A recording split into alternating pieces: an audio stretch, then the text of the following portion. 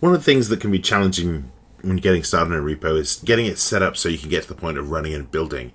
Often in the past I've experienced, cloning a repo, and then you have to find some instructions and follow some instructions to install dependencies and things like SDKs or compilers, or even dependencies the app needs to run, something like SQL or Redis or RabbitMQ or things like that.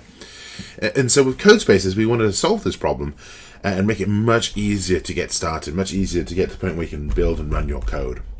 And to do that, we've introduced a new tool, a tool called devinit. And the whole point of devinit is to initialize development environments. Right now for Codespaces, but in the future for local environments too, using Visual Studio. And devinit allows you as a developer to specify those dependencies, those requirements that sometimes might be implicit in your application, or perhaps they're just they require you to know about them from documentation or something else like that. And devinit is all based around this idea of creating a manifest, a declarative file, a JSON file, as you can see here, that defines what you need. But rather than being a package manager, which devinit is not, it allows you to bring existing package managers and solutions. Like if you use Chocolatey, for example, and you had a packages.config file already that existed, great, you can just use that.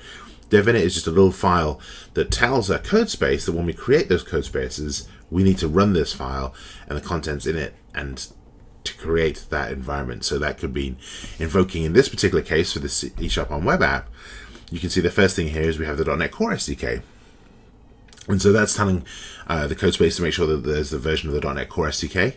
And this follows, each of these tools follow their own little rules, and it's documented for when you create these things.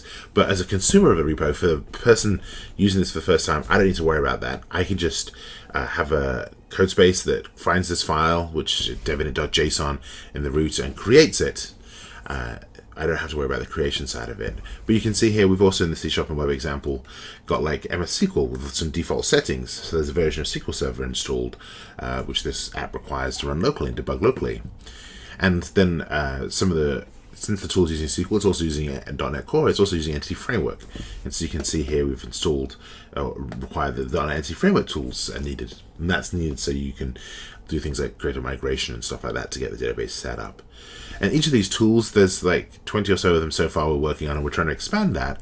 But they're really, really thin wrappers around other things that exist in the ecosystem. If that's something like this is a wrapper for the .NET install scripts. This is obviously a wrapper for the .NET tool, command line tools.